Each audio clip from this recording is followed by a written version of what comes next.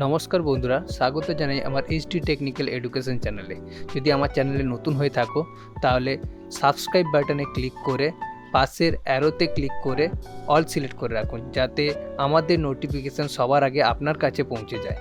নমস্কার বন্ধুরা, চলে এসেছে HTML এর 5 নম্বর ক্লাস নিয়ে এবং আজকের ক্লাসে আমি তোমাদেরকে বিআর ট্যাগ এবং প্যারাগ্রাফ ট্যাগ নিয়ে আলোচনা করব। তার আগে তোমাদেরকে আমি বলে দিই, আগের 4খানা আমি কিন্তু ক্লাস দিয়ে দিয়েছি HTML এর।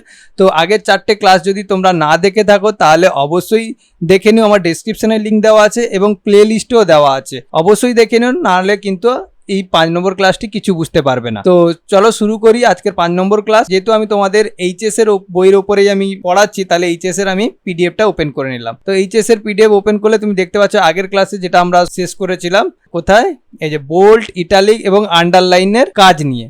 ওকে, আজকে যেটা শুরু করব প্যারাগ্রাফ। তো প্যারাগ্রাফের আগে আমি তোমাদের বিআর ট্যাগের সম্বন্ধে একটু বলে দিই। বিআর ট্যাগের সম্বন্ধে কেন বলছি, কারণ প্যারাগ্রাফ আর বিআর ট্যাগ প্রায় একই রকম কাজ করে, কিন্তু অনেকটাই পার্থক্য আছে। তার জন্য প্যারাগ্রাফ ট্যাগ শুরু করার আগে বিআর ট্যাগের সম্বন্ধে আলোচনা করে নিই। দেখো, বিআর ট্যাগের কিন্তু কোনো এন্ডিং ট্যাগ থাকে না, কারণ আমরা আগে যখন থিওরিতে আমরা পড়েছিলাম, এখানে দেখতে পাচ্ছ থিওরিতে একটু চলে যাচ্ছি, দেখো এমটি ট্যাগ, যে ট্যাগের কিন্তু কোনো এন্ডিং নেই, যেমন বিআর ছিল, আইএমজি ছিল, এইচআর ছিল। তো তার মধ্যেই কিন্তু বিআর ট্যাগ পড়ছে যার কোনো এন্ডিং ট্যাগ নেই। তাহলে আমি বিআর ট্যাগের ব্যবহারটা একটু দেখে নিই। তো আমরা যখনই HTML করব তার জন্য আমরা জানি নোটপ্যাড ব্যবহার করতে হয়। তো নোটপ্যাডটাকে ওপেন করে নিচ্ছি, সার্চে গিয়ে নোটপ্যাডটাকে ওপেন করে নিলাম। ওকে, ওপেন করার পরে আমি HTML ট্যাগটা লেখা শুরু করছি। প্রথমে আমাদের HTML কোড শুরু করতে গেলে অবশ্যই HTML দিয়ে শুরু করতে হবে, HTML। ওকে, এবার HTMLটাকে এন্ড করলাম, HTML। ক্লিয়ার হয়েছে। এবার HTML এর ভেতরে আমরা সমস্ত কোডিং লিখব। প্রথমে আমরা যেটা দেবো হেড, কারণ প্রথমে আমাদেরকে হেড দিতে হয়। হেডের ভেতরে টাইটেল থাকে, এটা আমরা জেনে গেছি, তাই না? তো হেডের ভেতরে আমরা টাইটেল, তার আগে আমি সাজিয়ে নিই, জাস্ট এটাকে একটা ট্যাব মেরে সাজিয়ে নিই। ওকে, এবং হেডের মাঝখানে আমরা দিয়ে দিব টাইটেল, এবং টাইটেল ট্যাগটাকেও এন্ড করে দিই। ওকে, এবং টাইটেলের মাঝখানে ধরো লিখে দিলাম, যেহেতু বিআর ট্যাগ নিয়ে ব্যবহার করতে চাইছি তাহলে বিআরই লিখলাম। ওকে, বিআর লিখলাম। বিআর ট্যাগটাকে ব্যবহার করব আমরা বডির ভেতরে, তাই না? তাহলে বডি শুরু করছি এবং বডিটাকে এন্ড করছি, হয়ে গেল। এরপরে আমি এখানে লিখে দিলাম s.d.technical education। ওকে, এবার আমি আগে তোমাদেরকে বলে দিই বিআর ট্যাগের কাজটা কি। তো থিওরিটা একটু ভালো করে বুঝিয়ে দিই, এই মাইক্রোসফট ওয়ার্ডে বুঝিয়ে দিচ্ছি। ওকে, বিআর ট্যাগের কাজ, আমরা কোনো একটি লাইন টাইপ করছি, লাইন টাইপ করতে করতে আমি একটা জায়গায় ফুল স্টপ দিয়ে আমি নিচের লাইনে লিখতে চাইছি, সেক্ষেত্রে আমরা কিবোর্ড থেকে কি করি, এন্টার প্রেস করি।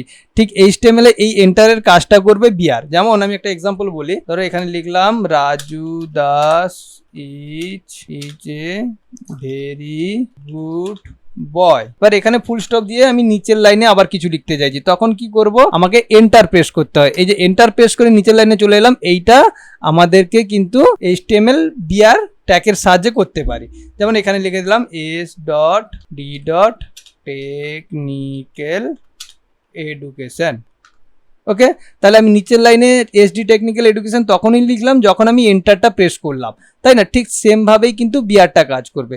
তো দেখে নিই আমাদের সেমভাবে বিআর কাজ করে কিনা। জাস্ট এখানে আমি টাইপ করলাম, ধরো সাপোজ এখানে আগে, তার আগে দেখে নিই বিআর ট্যাগ না ব্যবহার করলে কেমন আউট। এটাকে কপি করে আমি নিচে আমি কি করলাম, পেস্ট করে দিলাম।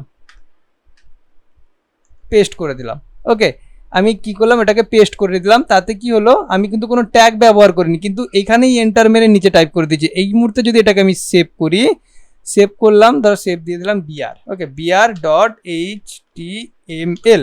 অবশ্যই তোমরা জেনে গেছো যে আমাদের HTML যখনই সেভ করব অবশ্যই .html দিতেই হবে, কারণ তার এক্সটেনশন কোড দিলে তবেই কিন্তু প্রোগ্রামটা রান করবে। আমি ডেস্কটপ সেভ করে, ডেস্কটপকে সিলেক্ট করে সেভ করে দিলাম।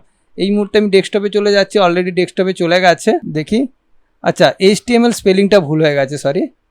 এখানে সেভ অ্যাজ করে, ফাইল থেকে সেভ অ্যাজ করে আমাকে HTML, দেখেছো HTML যদি ভুল হয়ে যায় তাহলে কিন্তু প্রোগ্রাম রান করবে না, HTML। এবার ঠিক আছে, HTML এবার সেভ করে দিলাম। এবার চলে যাই ডেস্কটপে, দেখি এই দেখো চলে এসছে। তাহলে আগেরটা আমার ভুল হয়েছিল, সেটাকে ডিলিট করে দিলাম। ওকে, এবার বিআরটাকে ওপেন করলাম। দেখো এই মুহূর্তে যে বিআরটা দেখতে পাচ্ছ, এখানে টাইটেলে তো বিআর চলে এসছে, কিন্তু আমি যে এন্টার মেরে লিখলাম কিন্তু এখানে কোনো কাজ করেনি, কারণ এখানে তো এন্টার কাজ করবে না, তাই না? এই জায়গাটাই আমাকে ব্রেক দিতে হলে আমাকে এই এন্টারের পরিবর্তে বিআর ট্যাগটা ব্যবহার করতে হবে। তো আমি চলে যাই, তো এখানে গিয়ে আমি কি করব, জাস্ট টাইপ করে দেব বিআর। ওকে, লেস দেন এবং গ্রেটার দেনের মাঝখানে বিআরটা ব্যবহার করলাম। এবার আমি ফাইলটাকে সেভ করে নিচ্ছি। এরপরে পুনরায় ওটাকে আপডেট করে নিই। ওকে, এই বিআরটাকে আপডেট করে নিই, দেখো ওয়াও, তাই না, নিচে চলে এসেছে। এইটাই হচ্ছে বিআর ট্যাগের কাজ। তো আশা করছি বিআর ট্যাগটা তোমাদের ক্লিয়ার হয়ে গেছে। এরপরে আসি প্যারাগ্রাফ ট্যাগ, যেটা তোমাদের সিলেবাসে আছে। প্যারাগ্রাফ ট্যাগ, এবার প্যারাগ্রাফ ট্যাগ কিন্তু বিআর এর মতনই কাজ করে, সেম কাজ করে, তবে প্যারাগ্রাফের কিন্তু স্টার্টিং এবং এন্ডিং ট্যাগ দুটোই আছে, কিন্তু এদের মধ্যে একটা পার্থক্য আছে। যে পার্থক্যটা আমি দুটো ভাগে ভাগ করে তোমাদের দেখানোর জন্য একটা ডিজাইন করেছি। দেখো, বিআর ট্যাগ যখন আমরা ব্যবহার করব তখন দেখতে পাবে এইভাবে কিন্তু কোনো বিআর ট্যাগ লাইন যখন ব্রেক করে নিচে আসে তখন কিন্তু দুটো লাইনের মাঝখানে সেইভাবে কিন্তু কোনো স্পেস নেই। কিন্তু যখন প্যারাগ্রাফ ট্যাগটাকে ইউজ করব সেম ভাবে এন্টারের মতনই কাজ করবে, কিন্তু যেহেতু প্যারাগ্রাফ আকারে প্রত্যেকটা লাইনের মাঝখানে কিন্তু অনেকটা করে গ্যাপ থাকবে। ওকে, এটা তাহলে আমরা দেখে নিই একবার। তাহলে এখানে গিয়ে আমি কি করবো, বিআর এর পরিবর্তে প্যারাগ্রাফ ট্যাগটি ব্যবহার করব। ওকে, অবশ্যই এখানে আমি গেটটা দেন প্রথমে শুরুতে আমাদেরকে একটা প্যারাগ্রাফ দিতে হবে এবং এন্ডিং হিসেবে \p ব্যবহার করতে হবে। ওকে, তাহলে এটাও কিন্তু বিআর এর মতনই কাজ করবে। দেখো, ফাইলে গিয়ে আমি সেভ করলাম, এটাও বিআর এর মতন কাজ করবে। জাস্ট এটাকে রিফ্রেশ করে দিই, দেখো বিআর এর মতন কাজ করলেও এখানে মাঝখানে অনেকটা পেজ থেকে গেছে। দেখো আমি সিলেক্ট করে নিয়েছি এবং তার মাঝখানে দেখো অনেকটা গ্যাপ চলে এসেছে। এইটাই হচ্ছে বিআর আর প্যারাগ্রাফের মধ্যে মূল পার্থক্য। ওকে, তো প্যারাগ্রাফ আর বিআর এর মধ্যে তুমি আশা করছি পার্থক্যটা বুঝতে পেরে গেছো, কারণ এর পরেই প্যারাগ্রাফ ছিল। তো তোমাদের আমি তারকে বিআর এর সম্বন্ধে আলোচনা করলাম কেন, এবার ক্লিয়ার হয়ে গেছে। তো প্যারাগ্রাফ তো আমি বললাম, তো শুধু কি এই দুটোই পার্থক্য? না, তো আশা করছি তোমরা বিআর আর প্যারাগ্রাফের মধ্যে মূল পার্থক্যটা বুঝে নিয়েছো। তো শুধুমাত্র কিন্তু এইটুকু পার্থক্য নয়, এর মধ্যে আরো কিছু পার্থক্য রয়েছে। যেমন আমি এই প্যারাগ্রাফের ভেতরে অ্যাট্রিবিউট ব্যবহার করতে পারি। সেটা অ্যাট্রিবিউট ব্যবহার করে আমরা কি করতে পারি, এই যে এসডি টেকনিক্যাল এডুকেশন সেটাকে আমরা সেন্টার করতে পারি। যেটা মাইক্রোসফট ওয়ার্ডে আমরা এটাকে সিলেক্ট করে এখানে সেন্টারে ক্লিক করলে যে সেন্টারে চলে আসছে, এটাকে আমি যখন রাইট সাইডে ক্লিক করছি, রাইট এলিজেন্টে ক্লিক করছি তখন রাইট সাইডে চলে আসছে, এবং লেফট এলিজেন্টে গেলে লেফট সাইডে চলে আসছে, এবং জাস্টিফাই করলে জাস্টিফাই হয়ে যাচ্ছে। তো এই জিনিসটা আমরা কিন্তু অ্যাট্রিবিউট ব্যবহার করে প্যারাগ্রাফের সাহায্যে করতে পারি। যেমন আমি তোমাদেরকে একটা থিওরি এক্সাম্পল দিয়ে দিই। এখানে দেখো বডি, এখানে হাইলাইট কালার করে দিই, যেটাকে তুলে দিই। ওকে, এখানে দেখতে পাচ্ছ যে এখানে বডি দেওয়া আছে, বডির ভেতরে আমরা কিন্তু ডেটাটাকে প্যারাগ্রাফ করতে পারি, তাই না? তো এখানে আমি পি ব্যবহার করলাম, তারপরে পিটাকে গ্রেটার দেন দিয়ে শেষ না করে এখানে আমরা অ্যাট্রিবিউট ব্যবহার করতে পারি।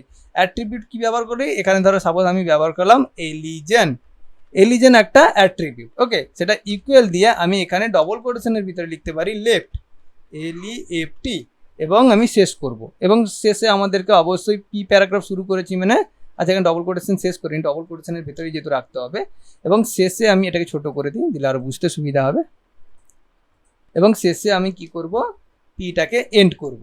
এতে কি হয়, আমার যে এই লেখাটা লেফট সাইডে চলে যাবে, মানে লেফট সাইডে অলরেডি আছে। এখানে যখন আমি সেন্টার করে দেবো তখন আবার পুনরায় এখানে কেটে জাস্ট সেন্টার ব্যবহার করব, তখন কি হবে, সেন্টারে চলে যাবে।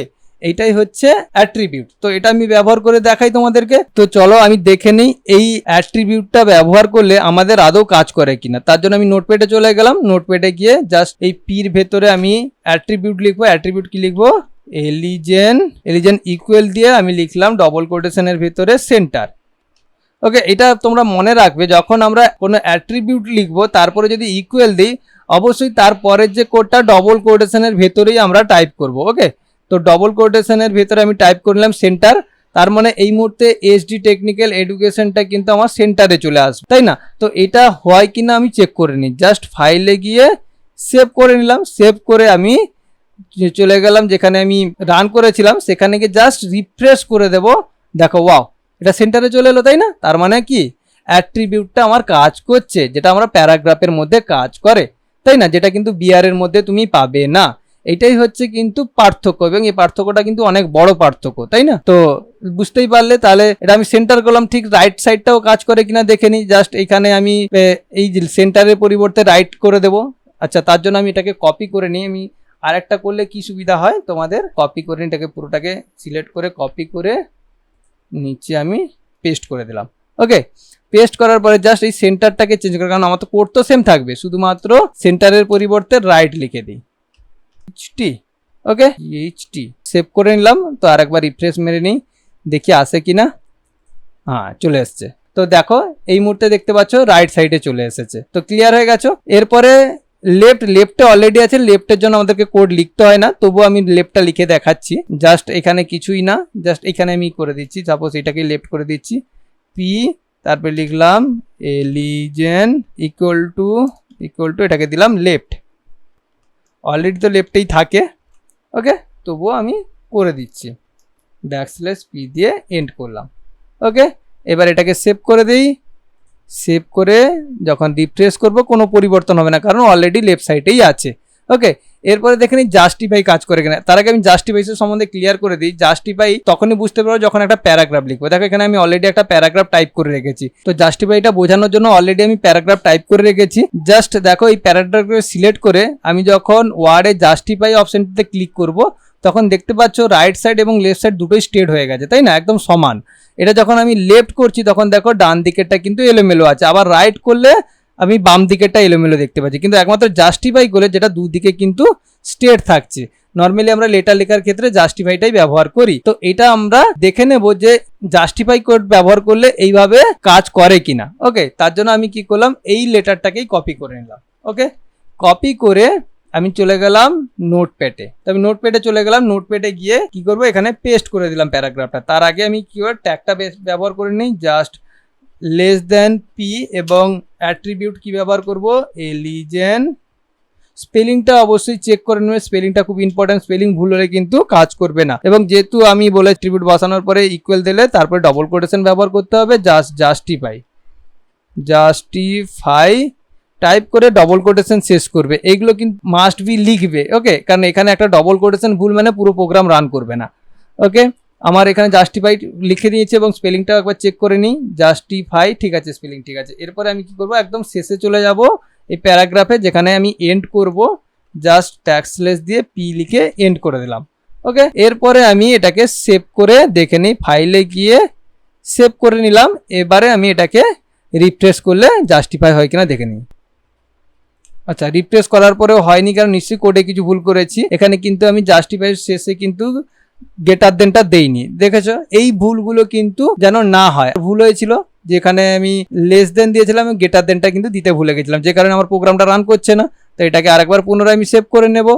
সেভ করে নেওয়ার পরে আরেকবার রান করে নেই, দেখি এতে চলে এসেছে, তাই না। এবার এটাকে আমি যখন ছোট করে নিচ্ছি, দেখো দুদিকটা কিন্তু সমান আছে, তাই না। তো এটা আমি যখনই এটাতে আমি জাস্টিফাইয়ের পরিবর্তে আমি লেফট ব্যবহার করব, লেফট ব্যবহার করে ফাইলে গিয়ে যদি আমি সেভ করি, দেখো এই মুহূর্তে রান করলে কি হয়, দেখো এইদিকে এলোমেলো আছে, তাই না। আবার এটাতে আমি যখন লেফটের পরিবর্তে রাইট ব্যবহার করব, ওকে, এবং ফাইলে গিয়ে আমি সেভ করে দেব, এরপরে যদি আমি রিফ্রেশ করি, দেখো রাইট সাইডটা হচ্ছে। জাস্টিফাই এটা ব্যবহার করলাম এবং ফাইলটাকে সেভ করে আবার পুনরায় রান করে দিলাম, তাহলে আমার দুদিক কিন্তু সমান থাকলো। তো আশা করছি আজকের ক্লাসটি ক্লিয়ারলি বুঝতে পেরেছো। আজকে একটু বড় ক্লাস হয়ে গেল, তবুও তোমাদের যেহেতু একটা HTML খুব ইম্পর্টেন্ট পার্ট, যেটা পরীক্ষার ক্ষেত্রেও কাজে লাগবে 12 এর ক্ষেত্রে, তাই জন্য আমি ভালোভাবে তোমাদেরকে শেখানোর চেষ্টা করলাম। তো আশা করছি আজকের ক্লাসটি ভালো লেগেছে। যদি ভালো লেগে থাকে অবশ্যই চ্যানেলটিকে সাবস্ক্রাইব করে দিন। তো অসংখ্য ধন্যবাদ, বাই।